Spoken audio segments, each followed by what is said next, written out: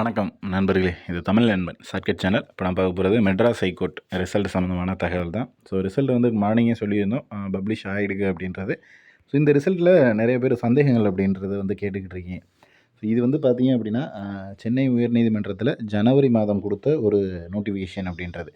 So இதில் வந்து பார்த்தீங்க அப்படின்னா ஃபஸ்ட்டு எக்ஸாம்ஸ் முடிஞ்சுது, எக்ஸாமுக்கான ரிசல்ட் பப்ளிஷ் ஆகிடுச்சு. அடுத்து வந்து ப்ராக்டிக்கல் டெஸ்ட் முடிஞ்சுது, ப்ராக்டிக்கலுக்கான ரிசல்ட் பப்ளிஷ் ஆகிட்டு இப்போ தான், அதாவது ப்ராக்டிக்கல் ரிசல்ட் பப்ளிஷ் ஆகிட்டு ஓரல் டெஸ்ட் அப்படின்றது வந்து கூப்பிட்ருக்காங்க.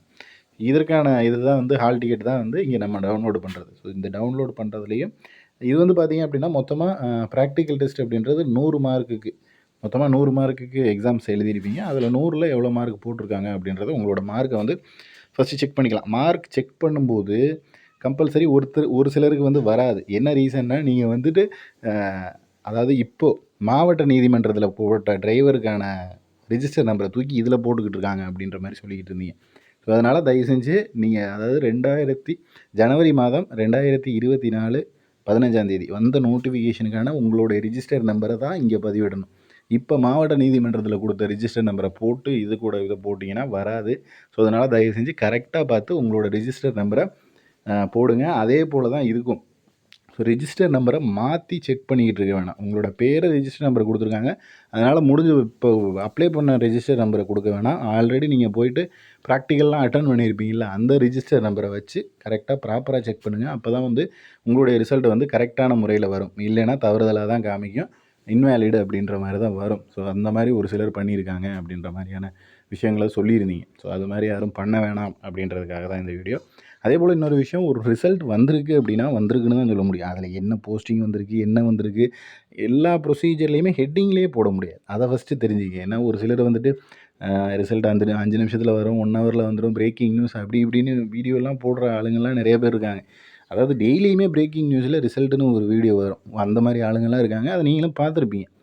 ஸோ அப்படி இருக்கிறப்போ நம்ம வந்து, அதாவது ரிசல்ட்டுனா வந்திருக்கு, அதை தான் போட முடியும். ஹெட்டிங்லேயே எல்லாமே அப்படியே டோட்டலாக இந்த போஸ்டிங் வந்திருக்கு, இந்த மார்க் வாங்கியிருக்காங்க அப்படின்னு ஹெட்டிங்லேயே போட முடியாதுல்ல, அது கஷ்டம். ரிசல்ட் வந்திருக்குன்னு சொல்லிட்டு உள்ளே தான் என்ன விஷயம், என்ன எக்ஸாமுக்கு வந்திருக்கு, என்ன போஸ்டிங் வந்திருக்கு அப்படின்றத உள்ளே தான் இப்படி வாய்மொழியாக பேச முடியும். அதை விட்டுட்டு ஹெட்டிங்லேயே எல்லாமே கொடுத்துருங்க அப்படின்னா அது கஷ்டம். நம்ம வந்து ஒரு 5 மணி நேரம் ஃபோனை பார்த்து ஷார்ட்ஸ் பார்த்து ஸ்க்ரோல் பண்ணிக்கிட்டு வீடியோ பார்ப்போம். இந்த ஒரு 2 நிமிஷம் அது காது கொடுத்து கேட்குறதுலையா நமக்கு டைம் வேஸ்ட் ஆக போகுது.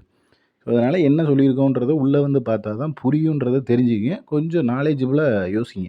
என்னென்னா, நம்ம டைட்டில்லையே எல்லாத்தையுமே கொடுத்துடணும் அப்படின்னா கொடுக்க முடியாது. டைட்டிலுக்குன்னு அதாவது இத்தனை வார்த்தை, இத்தனை லெட்டர் தான் டைப் பண்ணணும்னு ஒரு லிமிட் இருக்குது.